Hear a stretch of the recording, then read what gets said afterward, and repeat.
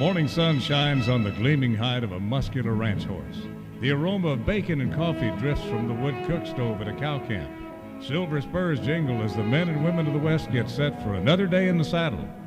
From the heart of Canada's finest ranching country, this is the Spirit of the West with rancher and horse trainer Hugh McLennan and his collection of music, poetry, and conversations with the folks who live and work with horses and cattle in the Spirit of the West.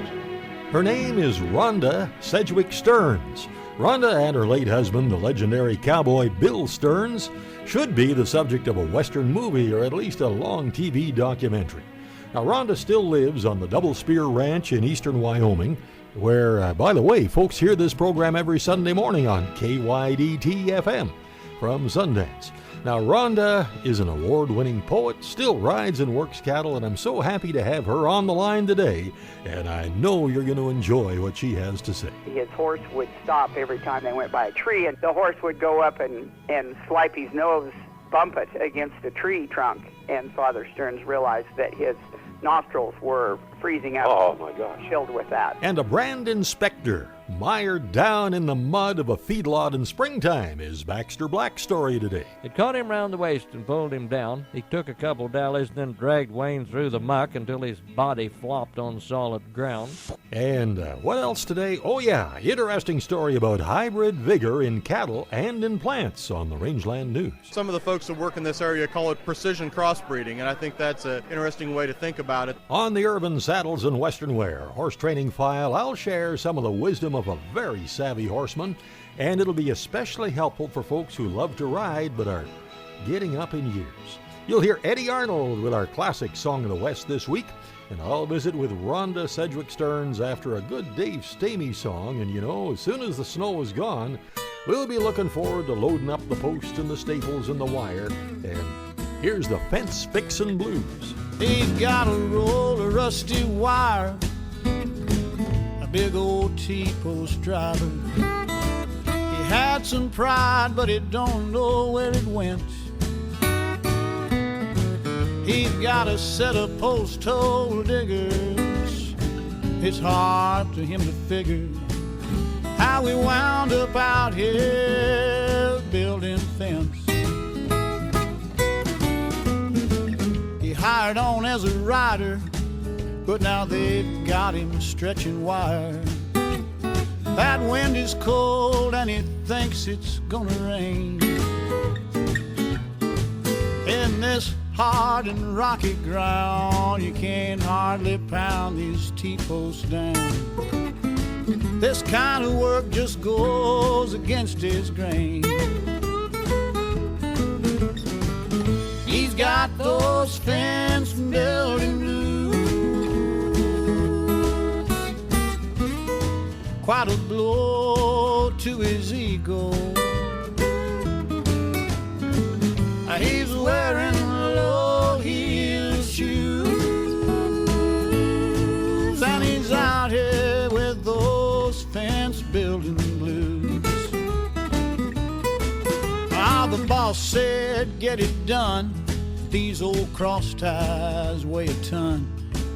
And he thinks he's left his pliers in the barn. He's using yellow wire stretchers. And mister, you can bet you this old tamping bar is wearing out his arms. He's got those fence building blues, quite a blow to his ego. He's wearing low-heel shoes, and he's out here with those fence-building blues.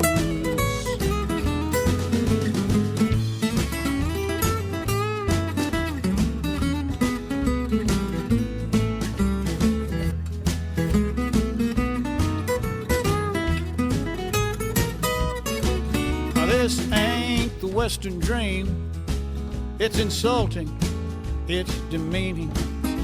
It's enough to make an old cowboy whine. They didn't even leave him a beer Hell, he quit, but there ain't nobody out here. And that truck ain't coming back till supper time. He's got those fence building blues, quite a blow to his ego. He's wearing low-heel shoes, and he's out here with those fence building blues. Yeah, he's out here with those fence building blues. Oh, yeah, a lot of us have been there, that's for sure. Well, we are so glad to have Rhonda Sedgewick Stearns on the line from the Double Spear Ranch out there in eastern Wyoming. And say, Rhonda, you did a radio show right from there, I believe. For several years, and we interviewed old-timers around our region. We called it the Double Spear Ranch Radio Show, and kind of operated on the premise that we'd look out the window and somebody'd come riding in, and a friend of mine and I did it together, and we'd have them in for coffee and visit, you know. Oh, what a neat I concept. think similar format to what you do. Similar, and yeah. And then I would edit and put the songs and the commercials and everything in, you know. Right. Do you have any are you still doing that, or is it still in production? No, it was quite a few years ago. We did receive a special award from the Wyoming State Historical Society for it, and we gave all of the I have copies of all of them, but we did give a copy of all of them to the museums in the communities where the people lived and to the families, you know. Right. We felt good about getting some of that done because the old people die off, and oftentimes no one has recorded their stories. Exactly, and the stories die with them, and that's yes, so they do. sad. Yeah. And it's so sad because what a amazing part of our heritage there is, you know, with those folks. Oh, gosh. And I just love to, I pack a little digital voice recorder around everywhere I go now. And I go to a lot of brandings and a lot of gathers and day ride for a lot of places. And be riding along beside some old-timer, and I've heard a lot of the stories before, but I'll just kind of sidle over close to them and say, tell me that story about the time you guys got caught in that winter storm and how you thought you'd never get home. And you know, they're just priceless. They are, and that's the best environment in which to capture them, too, is when you're out like that, because they'll loosen up. You bring folks like that into a studio, and there's a little spellbound, you know. I've had them sitting in a chair across from me, and I'll push the mic towards them, and I've had guys go right over backwards in the chair trying to get away from the microphone. Yeah. I always said I wish I had half the conversations I heard my dad share with other people. My dad would have been 101 last month. Wow. And as I was a child growing up, the old-timers would come, and Dad was always fascinated with the old-timers and their history, and was always asking about, well, did you own the old so-and-so place, and where did you run your cows, and what different things, you know, and get them started, and they would tell the stories, and I begged as a little kid to sit up and listen. Well, just to those stories, because I was always fascinated with it, and I thought, if we had only had, and you would have had just a recorder in the background that nobody knew was there, because they would have just clammed up if they'd ever seen one, you know. Well, when we come back, we'll have more with Rhonda and a song from Gary Prescott about another cowboy and legend when the Spirit of the West continues right after this. Welcome back to the Spirit of the West. Rhonda Sedgewick Stearns, an award-winning writer, historian, poet, fine musician, and still rides and works cattle no more than 30 miles from where both of her grandfathers pioneered the Wyoming cattle business. Quite a life, young lady. Well, I feel so very blessed, Hugh. I'm fourth-generation Wyoming rancher, and I think it's the best place in the world to grow up. If we look at the world, any of us who are born in America are particularly blessed, and then to be born in the West is even a double blessing, because we still live out here with Antelope and the cattle, and the prairies and not very many people, and that's something that I truly cherish. We haven't been overpopulated in Wyoming. There's more cows in Wyoming than there are people, so No. I'm not antisocial by any means, but that's a thing that I am always grateful for, that I had the chance to grow up way out in the country and with parents who were ranchers. I was an only child of my folks. My mother had been married previously and had a son 20 years older than me, and he was serving in World War II at the time I was born in 1945. He was gone and didn't come home till I was several months old, but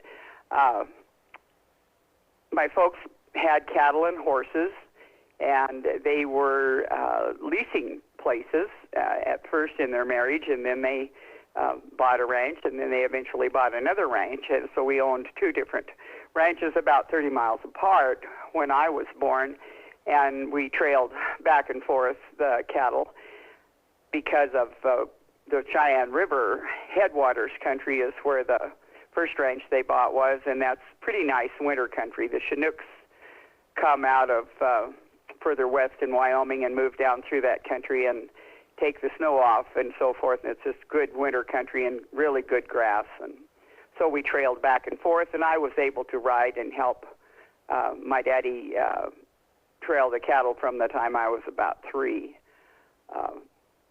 My brother had a horse that was his age.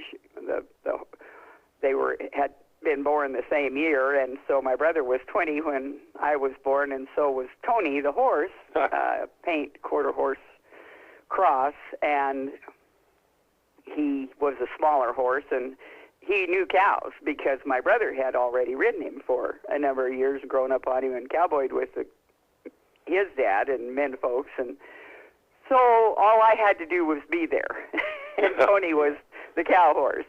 And so that was such a blessing because I was able to start, doing that kind of thing with them. Well, Rhonda, if you can stand by, I've got a song here from Gary Prescott about another legend. He was a wonderful Western artist, a singer, songwriter, cowboy to the bone. A lot of folks thought he was actually the son of the late Lash LaRue, but that's not the case. This one was about Walt LaRue. There was once a light in the window that shines no more. No one's riding herd on the canyon floor. Where there once was a line shack, there's boards across the door, 'cause the old man ain't riding broncos anymore. When old cowboys die, we shed a tear for a legacy that went through the years. Another chapter's closed. Now all the cowboys know that the old man ain't riding broncos anymore. There's no broncs left in the pens behind the shack. Now that the old man's gone, they've taken them back to the pens up by the big house, where they'll stay forevermore, 'cause the old man ain't riding broncos anymore. When old cowboys die, we shed a tear for a legacy that went through the years. Another chapter's closed. Now all the cowboys know that the old man ain't riding broncos anymore.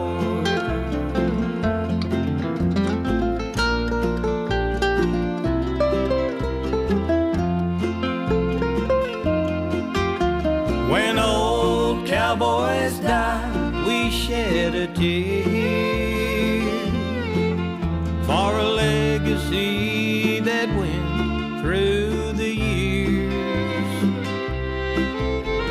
Another chapter's closed. Now all the cowboys know that the old man ain't riding broncos anymore. Another chapter's closed. Now all the cowboys know that the old man ain't riding broncos anymore. No, the old man ain't riding broncos anymore.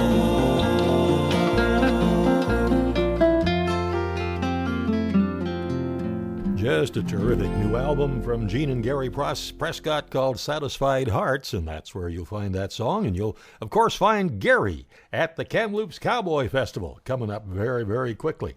Won't want to miss him. Well, Rhonda, tell me a little more about your early days. I was really pretty blessed and had a really good life, but I do remember Mom didn't write very many things in my baby book, and it was blue because I was supposed to be a boy. My dad wouldn't even consider the thought that they would have anything but a boy, and I didn't know that for quite a few years, and so I was, of course, pretty upset when I heard it, and my determination, I think, had always been there, but it was doubled at that point that I could be as good a hand as any boy he could have had, and so I always kind of worked at that, you know, but Mom put in there that the summer before she turned 3, she would ride up to 20 miles a day with us on her own horse. And my mother never exaggerated, so I know that that was true. And she said there were blisters, and even bloody blisters, but she always cried when we took her off. So Yeah. I think I've been pretty well connected to horses all my life. And Mom carried me on a pillow in front of her. She rode well up into her pregnancy and carried me on a pillow in front of her when I was tiny, because she and Dad ran the ranch, and there was no one to leave me with. Right. So I just had to go along, you know. No such thing as dropping you off at daycare or anything in that situation. Yeah, for me that was a very rich part of it, that I was able to start. I have no memories whatsoever of not being on a horse, you know, not riding, no memories of learning to ride or anything like that. So then we had the blizzard of 1949, of course, and that was one of the killer blizzards that has ever hit this part of the United States, and it cut a wide swath across Nebraska, South Dakota, Wyoming, and other states. But the snow was over the tops of the barns and the houses and everything, and it killed a lot of livestock. And so I was big enough to remember the sights that we saw after that, and we were blessed. We had moved our cattle, the ones that were at the upper ranch where it hit so hard, we had moved them over into the edge of the Black Hills. The guys had trailed them about 30 miles, 35, 40 miles over there, not just weeks before the blizzard hit. But at the house, everything was completely snowed under, and I can remember Dad looked like a glazed donut when he came in. The ice was just clinging all over him, and as soon as he got in the house, his face would be fiery red, and he'd get in the house to start to take wraps off, and this layers of icy stuff would begin to fall off of his clothes, and I always thought of a glazed donut, but he said it was finer than face powder and would have smothered him. Oh, my God.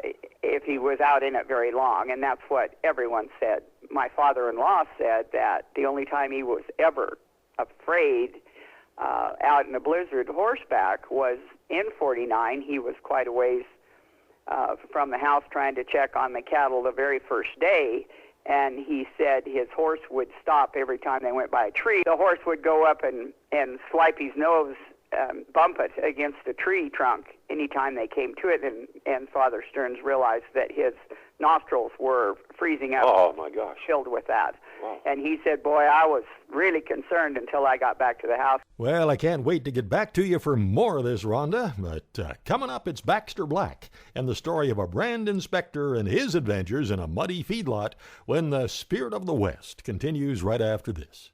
Howdy, friends. This is Baxter Black on Spirit of the West with Hugh McLennan with a little peek at the mudsucker. Ladies and gentlemen and followers of cowboy humor, in a moment of weakness, I, Baxter Black, have written another book. I appreciate it. Its title is Scrambled Wisdom. Almost isn't is it? Which almost makes sense. Well, our offer does make sense.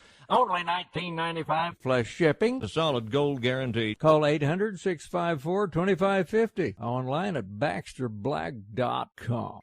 You reckon I can cut across? The brand inspector asked. The cowboy glanced back at the cattle pen. If all you got's them overshoes, I think I'd walk around. That mud done swallowed up a dozen men. Wayne chuckled as he climbed the fence and walked a little ways. This ain't so bad if I just pick my route. His overshoes weren't buckled tight. He took another step, the left one stuck and sucked right off his boot. He nearly went down on his face, but got an arm out front. He threw his clipboard 10 feet in the air. His solitary overshoe looked like a cypress stump. Official papers flooded everywhere.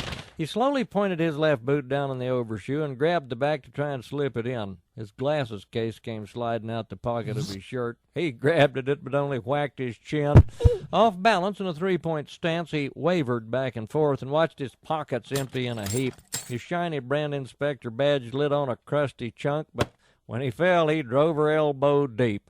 He jerked his left arm from the mud, which skinned his watch plumb off, and then freed his right from where it stuck in place. It made a sound like someone throwing up a horse's foot. Came out so fast it slapped him in the face, nearly knocked him on his back. His hat flew off his head. He grabbed but never really had a chance. His arm was big around as Michael Jordan's thigh and heavy as a hippo's underpants. He snugged the left boot, buckled it, and then stepped out with his right. That should be stepped out of his right, boot and all. He looked like a flamingo wearing socks. He tried to hold the pose with all his might, but gravity was winning when the cowboy threw a rope. It caught him round the waist and pulled him down. He took a couple dallies and then dragged Wayne through the muck until his body flopped on solid ground. Later, standing in the truck wash, they had tried to hose him down, except he wouldn't take off all his clothes, insisting that his long john stayed, but they came off anyway. Don't underestimate a pressure hose. I know you pea-brains just can't wait to tell the whole dang world. Exaggerate until it's one big lie, but at least I'll get some sympathy from my sweet, loving wife, though I'm not sure if she will laugh or cry. See, she's got a sense of humor, but a gentle heart as well, so how she'll act depends upon the case, but I think the odds I'll ever find my wedding ring again are less than her a-keeping a straight face. This is Baxter Black on Spirit of the West with Hugh McLennan. Thank y'all for listening. How about a weekend pass to the 22nd Annual Kamloops Cowboy Festival, March 15th to 18th, 2018. A terrific list of entertainers, including Gary Prescott. I once rode with the best of the cowboys back in the days of my youth. Brian Salmon. So who would pack the lantern? There are some buckaroos that would pack it tall and proud just like we need to do. Tom Cole. Out on the plains, an old cowboy sings a song to his herd. The BC Cowboy Hall of Fame inductions, dinner shows, evening concerts, a wonderful art and gear show, the Art of the West show and sale, workshops, and everything from guitar picking to saddle making.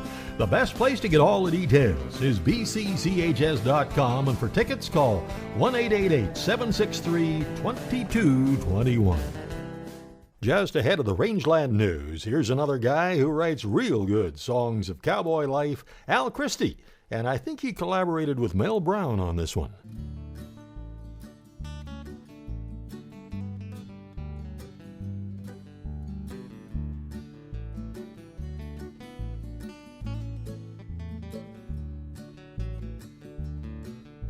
That bronc stood trembling in the chute, was his first trip to town. Just a kid, I was ready to go, pulled that saddle down. Reg slapped me on the back and said, now boy, I don't give you a chance. I said, hey Reg, should I be you? I wouldn't go betting the ranch. I've got a black and white of a bronc ride, dated 1977. I'll give you a glimpse and I'll let you in on my little piece of heaven. It's spurs and a rein and a flying mane. I can smell that saddle leather off a black and white of a bronc ride, dated 1977. Now we got kids that rodeo, get together with our friends. We'll tell them kids how lucky they are, how tough it was back then. They roll their eyes and they can't disguise, but they're all full of doubt. I grab that album and I dust her off, pull them pictures out. I've got a black and white of a bronc ride, dated 1977. I'll give you a glimpse and I'll let you in on my little piece of heaven. Spurs and a rein and a flying mane, I can smell that saddle leather off a black and white of a bronc ride, dated 1977.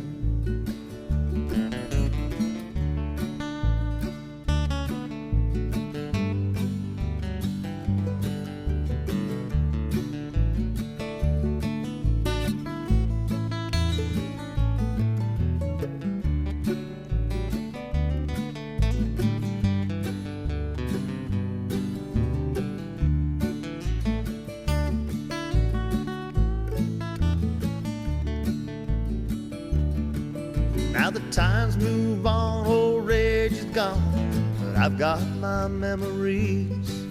I'm grateful for the life I led and a few small victories. And that black and white of a bronc ride, dated 1977. I give you a glimpse and I let you in on my little piece of heaven.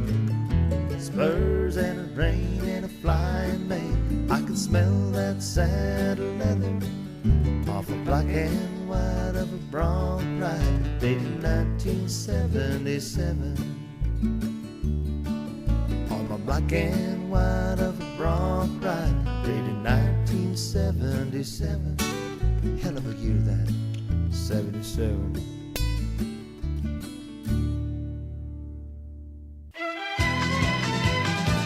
The news of the Rangeland, a roundup of news and coming events from around the West. At the top of page 1 here it says, hybrid vigor is something a lot of cattle producers like in their calves, but it also seems to have benefits for seed producers too.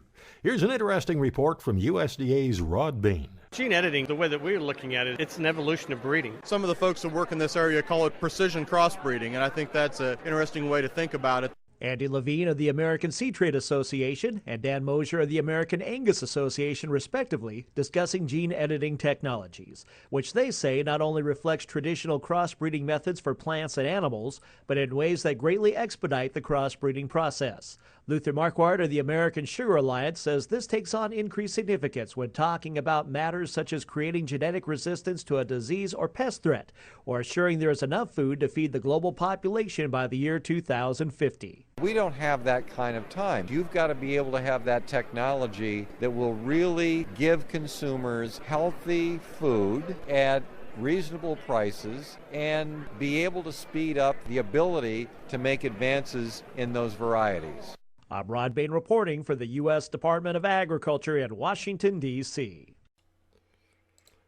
So, gene editing. I always thought that's what happened when Billy sewed patches on my Wranglers. Well, the Western Stock Growers Association has established the James Hargrave Legacy Fund to promote intergenerational knowledge transfer to help improve grasslands and grassland management and to work on improving marketplace for ecosystem services. And as you may know, James Hargrave of Walsh, Alberta, was killed last fall while fighting a wildfire in the southeastern part of the province. He was active with the Stock Growers Association as well as the Alberta Grazing Lease Association. Just an all-around great guy and a champion for the cattle industry. The fund will award one recipient each year whose work in the beef and grazing industry exemplifies the philosophy that James lived and worked by. The recipient will also be entitled to a mentorship with the James Hargrave Legacy Fund board members. And if you'd like to donate to this fund, you can send checks made out to James Hargrave Legacy Fund to James Hargrave Legacy Fund in care of Western Stock Growers Association, WSGA, Box 179, 14-900, Village Lane, Okotoks, Alberta, T1S 1Z6. Livestock producers in several more parched municipalities in Saskatchewan and BC will be able to defer income from the sales of animals on your 2017 tax returns. The federal government announced its final list of designated regions for 2017, including 20 more municipalities in Saskatchewan and 7 in BC. The initial list, announced in early November, included much of southern Alberta, southern BC, southwestern and south central Saskatchewan, and a number of municipalities along the St. Lawrence River in Quebec, where our cruise is going to be going in September. The tax deferral provisions allow livestock producers in prescribed areas to defer portions of 2017 sale proceeds of breeding livestock until the next tax year. And you can request the tax deferral when filing your 2017 tax return. Alberta's chief veterinarian is warning horse owners to be on the lookout for equine infectious anemia. A case was recently found in Newell County by the CFIA, and Dr. Keith Lehman said in a letter he sent out to vets across the province to be on the alert. And, of course, the disease affects horses and other members of the equine family like donkeys and mules, and it can be fatal. There is no cure or available vaccine for EIA. Well, the next regular cattle sale at the BC Livestock Co-op Kamloops Yards is March the 6th, and a couple of purebred breeders will be selling quality bulls at that one. And March the 15th is the next sale at the Williams Lake Yards. And March 16th, the next regular sale in Vanderhoof. And you get all the information at bclivestock.bc.ca, and that's where you can actually watch the sales live as well. Meanwhile, over at the Innisfail Auction Market, regular cattle sales every Wednesday, 2 horse sales a month. And for the Monday pre-sort sales, cattle are weighed Sundays. And to book your calves for these sales, you can call 1-800-710-3166. And there are lots of special bull sales coming up. See the list at InnisfailAuctionMarket.com. And yeah, we're at the final item. And it seems a young cowboy who spent the winter in a line camp finally got to town. And he got right on with making up for lost time, and by about midnight, at a local pub, his overindulgence got him arrested. And he kept on insisting to the sergeant on duty that he was entitled to one phone call. So the sarge finally gave him his cell phone to make that call. And 15 minutes later, a guy comes to the police station, knocks on the door, and the sergeant opens it and says, "So, I suppose you're this young prisoner's lawyer?" And the guy says, "Heck no, I'm just delivering a pizza." And that's the Rangeland News. Coming up on the Urban Saddles and Western Wear Horse Training File, some wise words from a fine horseman that will definitely help any riders who are getting up in years and possibly losing some of that confidence. And more from Rhonda Stearns when the Spirit of the West continues right after this. Welcome back to the Spirit of the West. Glad you came back. Coming up on the Urban Saddles and Western Wear Horse Training File, we've got some sage advice for riders who are getting on in years and might be losing their confidence. But first, the 17th annual Spirit of the West Cruise will be something unforgettable. My wife Billy and I will be hosting a big group of ranchers, farmers, horse and cattle folks, and Spirit of the West listeners for a trip I know many of you have had on your bucket list for a long time. September 16th, 2018, we will sail out of Quebec City and cruise Canada's maritime provinces in all the glory of the fall colors, including stops in Charlottetown, Prince Edward Island, Sydney and Halifax, Nova Scotia, St. John, New Brunswick and the Bay of Fundy, Bar Harbor, Maine, Boston, Portland, Maine, and Cape Liberty, New Jersey, with an optional stay in New York City. Now, just for the Spirit of the West group, we have a tour of a cattle operation in Nova Scotia. We'll have all our great Western music concerts and sing-alongs, and we'll be swapping lots of ranching stories. And we'll have a lot of special activities just for our group. You'll find more details on the cruise section of our website at hugh-mcclennan.com and on our cruise Facebook page, and you can always call the toll-free number 1-800-530-0131.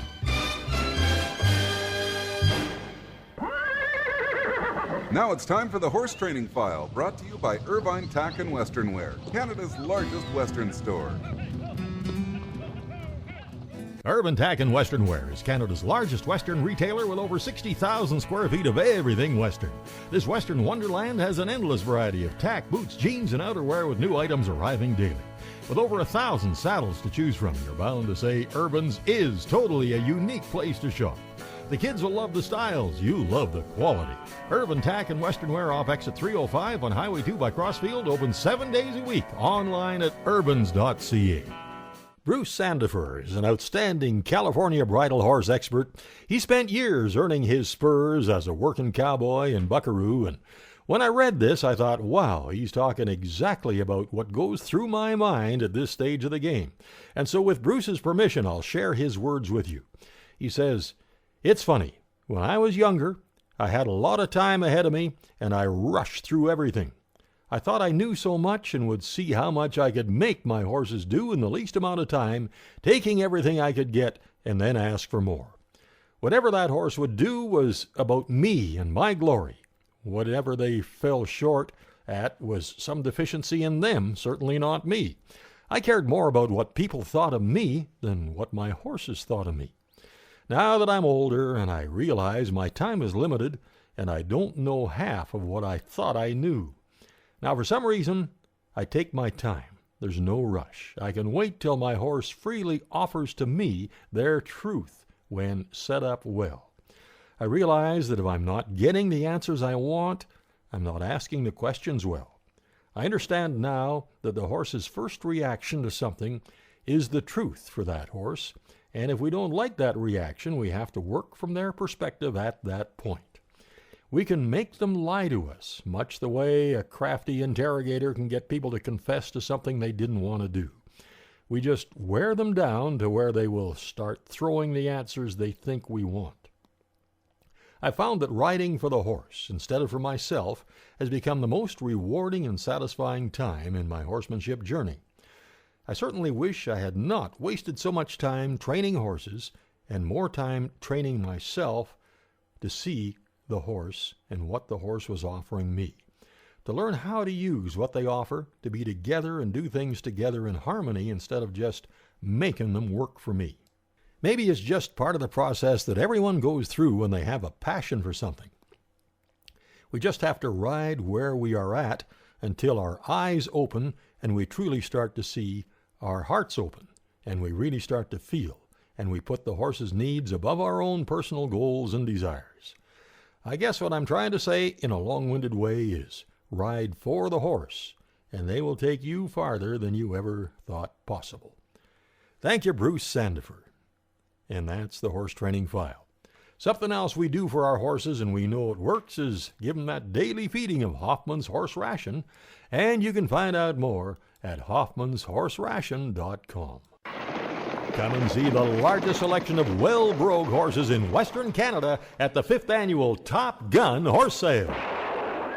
April 14th, high noon, at the Kelnash Event Center, Ponoka, Alberta. You can preview the horses Friday, April 13th at 4 p.m., and they start coming through the ring Saturday, April 14th at high noon. Horses for ranch work, team penning, rope and trail riding, barrels, mounted shooting, and kids' horses. Every type of horse you might be looking for, including loads of ranch horses. Every horse will be ridden, driven, or led into the ring. Rain or shine, everything's inside. For information and a look at the horses, see TopGunHorseSales.com or call Jordan Dodds, 403-783-0246. Well, just before we get back to Rhonda Stearns, there's a song I enjoy doing, done it at a few appearances, and somebody out there, believe it or not, wanted to hear it again. Now, I don't think I've ever indulged our radio listeners with this one. Ken Lee wrote it. My brother Jim, as always, is there with his guitar, and the sweet steel and dobro Bo Hughes. I was only 16 when I left my home, joined up with a cattle drive, riding my old roan. Too young to know better, too wise for my age. We pushed those white-faced cattle out across that endless sage. Dally the blue stem grass, son, round your saddle horn. Say your prayers out on the trail, watch out for lightning storms.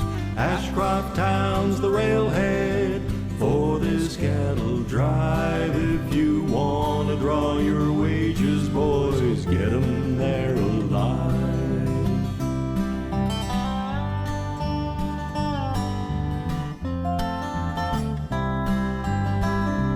It was me and Bronco Bill, Smokey and old Sam. I remember Cookie telling me he came from Alabama. They talk about the prairie with the grass up to their knees.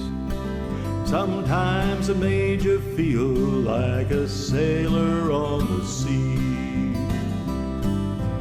Dally the blue stem grass, son, round your saddle horn. Say your prayers out on the trail, watch out for lightning storms. Ashcroft Town's the railhead for this cattle drive. If you want to draw your wages, boys, get 'em there alive.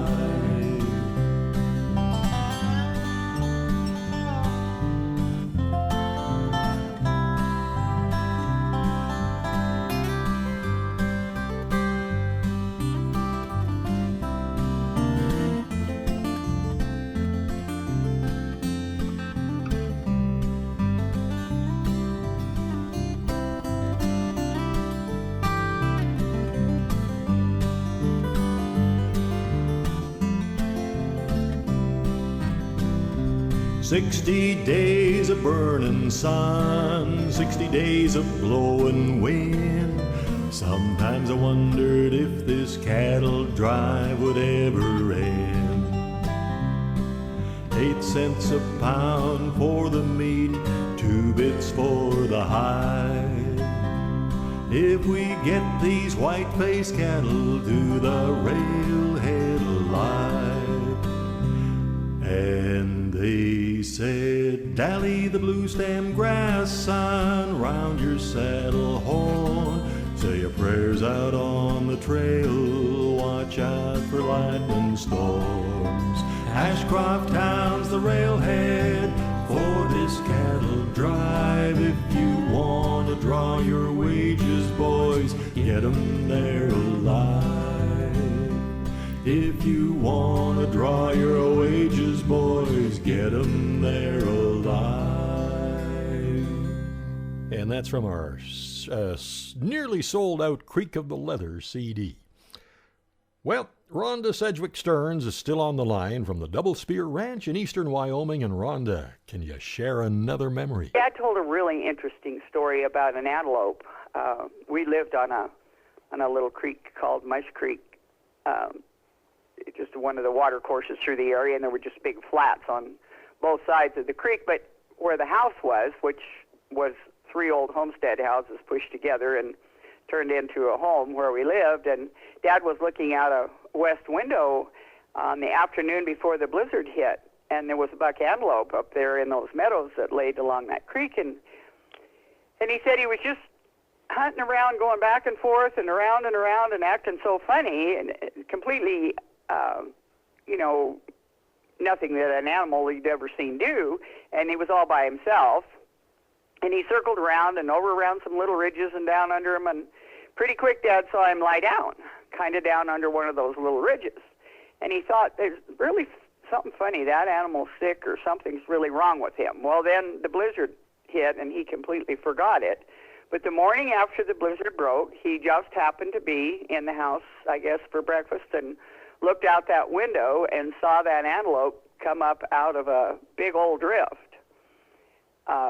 Climb up out of there and shook himself. And Dad said he must have known that that storm was coming and found a little ledge under which he kind of laid where it made a drift out over him where he had air pocket, you know. Yeah. Oh, man. So that's an interesting thing to me to see that. But the horse wrecks and some of the worst wrecks, just a horse fall down and roll clear over the top of you, you know, and you'd wonder if you'd ever get up again. And we have badger holes in this country, and we have prairie dog towns in this country with holes. And, of course, you always try to be as careful as you can, but there's just not much way to prevent anything like that happening. And well, you can be sure we'll have more from Rhonda Stearns in the coming weeks. And we will, of course, feature one of her fine poems in the Cowboy Poetry Spotlight coming right up, along with this week's classic Western song, When the Spirit of the West, continues right after this. Welcome back to the Spirit of the West. As we look back into the vault for another classic song, I think the first recording of this one was by Wayne King, the Waltz King, and if you remember him, you're even older than me. In 1939, Jimmy Davis, former governor of Louisiana and the guy that wrote You Are My Sunshine, recorded it. You should hear the Spirit of the West Cruise Choir do You Are My Sunshine. Anyway, this song was written by the brothers Nick and Charles Kenny somewhere around 1936, and you may not recognize their names, but you probably remember some of their compositions, like There's a Gold Mine in the Sky, and one of Pat Boone's earliest hits, Love Letters in the Sand, just to name a couple. Now, this is a real nice version from Eddie Arnold's Cattle Call album on RCA, our classic Western song this week, Leaning on the Old Top Rail. Leaning on the old top rail in the big corral, looking down the twilight trail for my long lost pal. How he sang when he sprang on his old Mustang and rode away down the track by my shack. He said, I'll be back another day. Now the moon is shining pale on a lonesome gal, leaning on the old top rail in the big corral, leaning on the old top rail in the big corral, looking down the twilight trail for my long lost pal.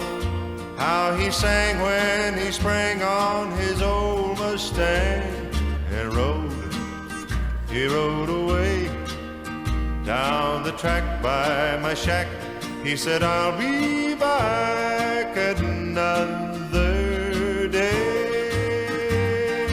Now the moon is shining pale on a lonesome gal, leaning on the old top rail in the big corral.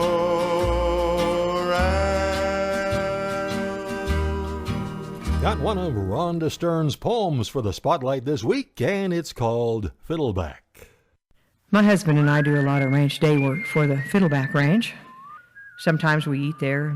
We pitch our cowboy teepee outside. We've used that old wood stove to thaw us out in bad weather.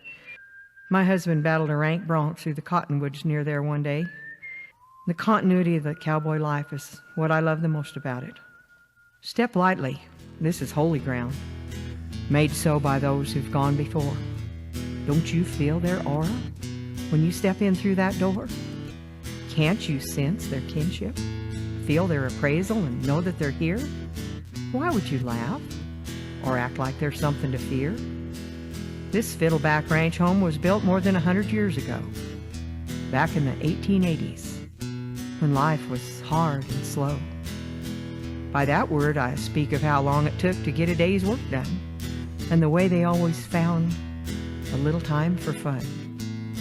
Thousands of head of cattle, along with 10,000s more of sheep wore the brand Fiddleback, and their hands were short on sleep. My husband's godmother cooked here, while her husband was the top hand who snapped out the Fiddleback rough string, all for the brand.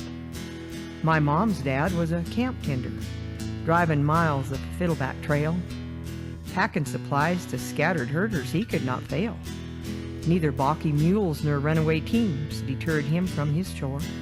And riding each ridge and crick today, I recall his lore. I wonder, did he take off his hat and step across this same threshold?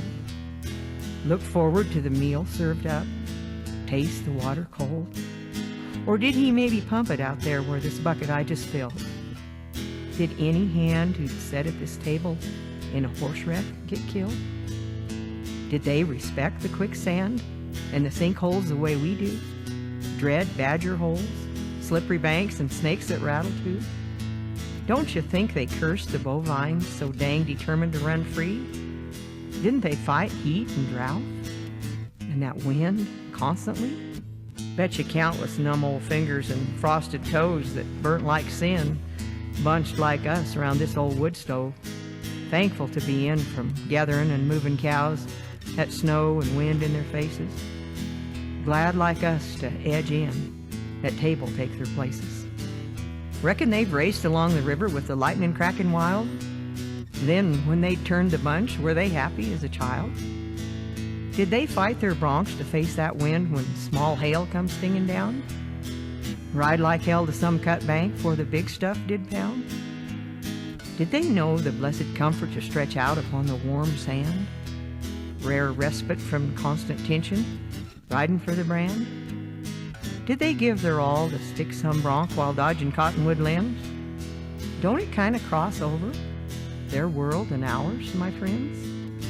Haven't their horses jolted them jumping over a whitetail fawn, all bedded down and hiding just before the break of dawn?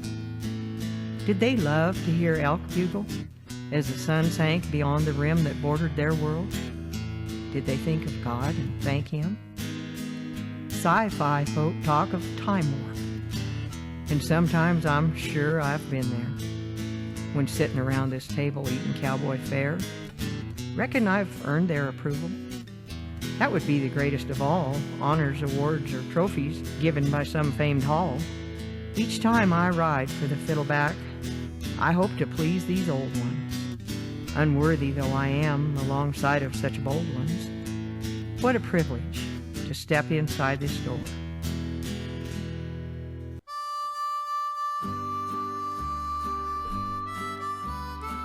Well, thank you so much for making the ride today, and I sure hope you can join us right here next week at the same time. And thanks again to our great support crew. Mark and Kathy McMillan couldn't keep the show on the air without them. And if you need tractor parts, any year, any make, see Mark's page, bctractorparts.com. And to subscribe to Canadian Cowboy Country Magazine, you can give them a call at 1-800-943-7336 or see cowboycountrymagazine.com. Till next week, I'm Hugh McLennan. Hope to see you down the trail somewhere real soon.